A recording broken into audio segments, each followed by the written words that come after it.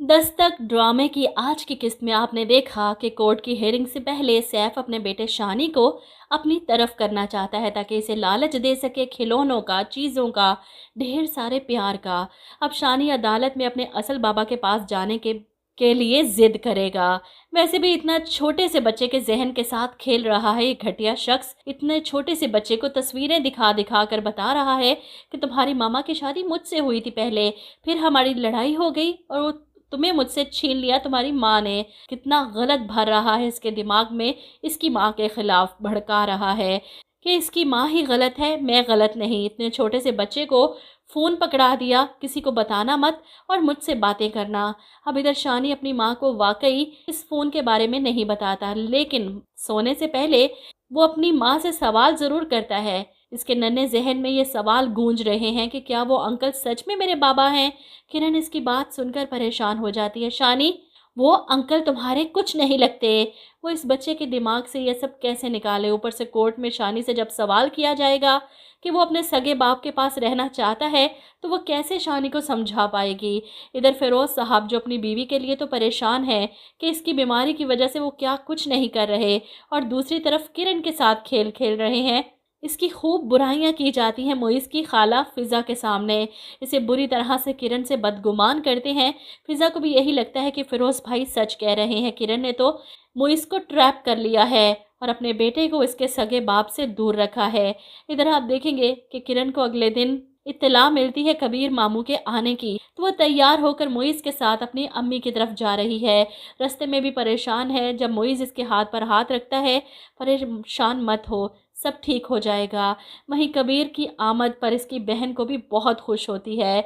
कबीर वलीमे के बारे में पूछता है कैसा रहा सब वहाँ, जिस पर वो बताती हैं कि वलीमा तो बहुत अच्छा था, किरण प्यारी भी बहुत लग रही थी, लेकिन वलीमे पर शानी कहीं गुम हो गया था। किरण तो डर कर रह गई थी।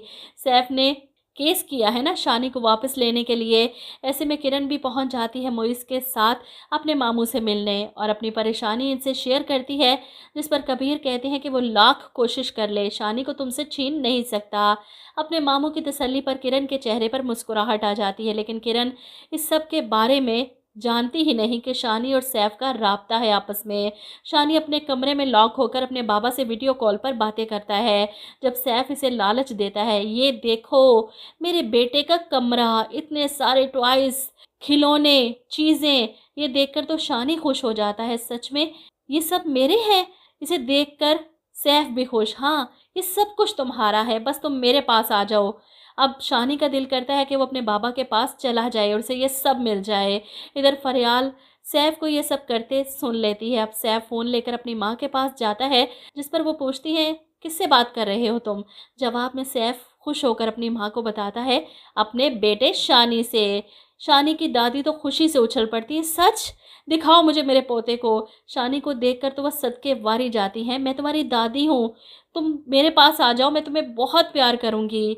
अब फ़ोन बंद होने के बाद सैफ कमरे में आता है तो फरियाल इससे नाराज़ है। ये सब क्या कर रहे हो तुम। फरियाल की नाराज़गी देखकर सैफ कहता है मैं ये सब कुछ सिर्फ अपने बच्चे को हासिल करने के लिए कर रहा हूँ। जिस पर फरियाल जवाब देती है अगर तुम्हें शानी से इतनी ही मोहब्बत थी और उसके साथ रहना चाहते थे तो पहले ये सब करना चाहिए था ना, लेकिन अब जो कुछ तुम कर रहे हो वो सिर्फ और सिर्फ तुम्हारी ज़िद है। फरियाल की बातें सुनकर सैफ भी तैश में आ जाता है। अगर तुम मुझे औलाद दे सकती तो। सैफ के दिल की बात इसकी ज़ुबान पर आ चुकी है, जिसे सुनकर फरियाल तड़प जाएगी और इससे लड़ाई करेगी और उसे धमकी देगी कि अगर शानी इस घर में आया तो मैं ये घर छोड़कर चली जाऊंगी। लेकिन सैफ को कोई फ़र्क नहीं पड़ता, इसे बस अपना बेटा नज़र आ रहा है। जैसे 5 साल पहले अपने बेटे के सामने इसे सिर्फ फरियाल नज़र आती थी। कितना खुदगर्ज शोहर है, बेहिस बाप और बेगैरत इंसान।